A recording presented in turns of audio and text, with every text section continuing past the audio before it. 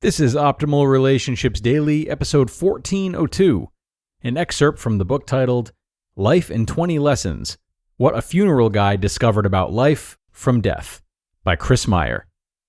Hello, everybody, and welcome to another edition of Optimal Relationships Daily. I'm your host and narrator, Greg Audino, and today we're going to be doing something that we haven't done in a while, that being reading from a book excerpt as opposed to an article or blog post. I love getting referrals to books like today's and reading them for you guys, and I think you're going to find yourselves able to relate to this excerpt no matter who you are. So, without further ado, let's hear this piece from author Meyer and start optimizing your life. An excerpt from the book titled Life in 20 Lessons, What a Funeral Guide Discovered About Life from Death by Meyer. The smell is the first thing that hits you. It's not foul, it's not fresh, it's somewhere on the lower end of the spectrum, in between the industrial clean of a janitor's closet in the school gym, mixed with something else that's not quite right. And it's thicker than normal air. Not unright in terms of breathing.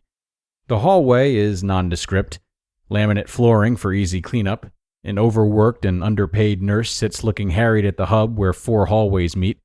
The hallways are lined with elderly men and women, some hunched over in wheelchairs in awkward positions asleep, some drooling on themselves, some eating, some staring off into the clouds of another world, and 1 or 2 smiling, trying to make eye contact with me as if to say hello, come talk to me.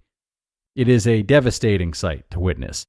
This is elder care in America, and this is a nice facility, standard, by classification to those in the know. When I ask the nurse what's going on, she never makes eye contact and explains this is exercise time. To stand at the nursing station and look down the 4 hallways lined with people was one of the most remarkably tragic moments of my funeral life.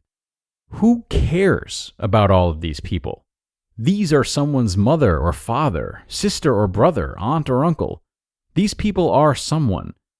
Many of us are insulated from having to witness this parade, the result of our busy lives or healthy parents, or lack of desire to see what this is all about. My heart hurts. My heart hurts not for the gentleman I'm here to pick up on this particular day, but for those survivors who line these hallways. If you think your day is going badly, simply spend some time in a nursing home. I want us to visit these people, to give them hugs, to love them. Bring your kids, hold their hand, just hold their hand. We've become such a disinfectant gel, hand sanitizer society that we've forgotten the very basic tenet of love, touch. Hold someone's hand, look into their eyes, and listen to their story. If there is no story, just hold their hand. When I sit on the couch with my sons watching football, I often reach over and just hold their hands for no reason. This simple gesture shoots immediate warmth to my heart and tells my mind, their minds, I love you, with nothing said. It offers an instant emotional connection, and oh, how it makes your heart feel. Invariably, one of my sons will sink his head into the crook of my neck. No words exchanged, no deep glances, just this singular action. I feel so unbelievably content in these simple moments of love in my life that I want to bottle them, because I know they will soon end with my boys, ages 15, 12, and 10. How much longer can they last? Try this experiment with someone you love. It's so basic. Touch them, hold their hand, and follow the visceral feelings that shoot through your hand, up your arm, across your back, to your brain and heart. Feel your body relax with warmth. If you stop and really follow this power through your body, you will see the raw power of simple touch and how it electrifies your body and soul. It's an unbelievable power. Now, if it feels that powerful to you, imagine how it makes the other person feel. Human touch is the greatest life force in our world. I think we all try to think of what we can do with the elderly, where we can take them, what activity they would like, what they might like to see, and that's all well and good. But maybe we all overthink this.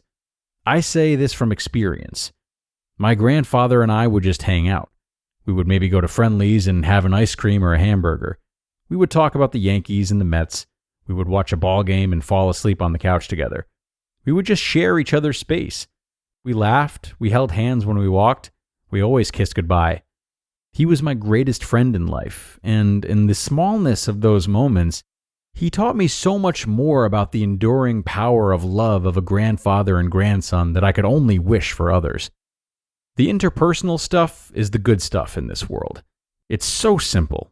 Listen to me. Please, I beg of you, listen. I know the meaning of life, and it is right here for all of us, for any of us to grasp. We're fooling ourselves to think it's anything different. Your children are small only once. How many times has an older person said to you, enjoy it while it lasts? Because they know. They're living proof. As if they're real-life apparitions walking the streets to remind us what's good in life, what it all means. It's right here in front of us. Stop. Get off the treadmill of life. Stop. Be with your family. Our families are wherein our memories, past, present, and future, reside. You just listened to an excerpt from the book titled Life in 20 Lessons: What a Funeral Guide Discovered About Life from Death by Chris Meyer. And a big thank you to the author Chris, who I would love to tell you all a bit more about. So he grew up in Pleasantville, New York, and he has been a licensed New York State attorney for over 30 years and has owned multiple funeral homes for the past 17 years.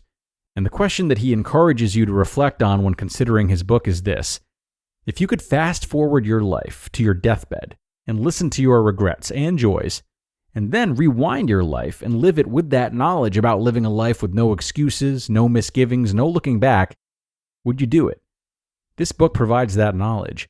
After 17 years in the funeral business, Chris has listened to grieving families, their regrets and wishes, sadness and pain for the dearly departed, expressing their if-onlys and what-ifs. From these painful graveside encounters, he learned lessons that kept repeating themselves. In his book are the first 20 life lessons, some simple, some profound, some irrelevant, lessons about life from death. It's not a story about dying, it's a story about living. So, please keep this in mind, and if you're curious to hear more about the book, you can check out the link that I've placed in this episode's description. But that's going to do it for today, everyone. Another great narration in the books. Thanks again to Chris for letting us share, and thanks, of course, to all of you for joining. Have a great rest of your day, and be sure to come on back tomorrow, where I'm going to have a post for you from Mark and Angel Chernoff, whose work we've enjoyed so much over the years. So I'll see you there, where your optimal life awaits.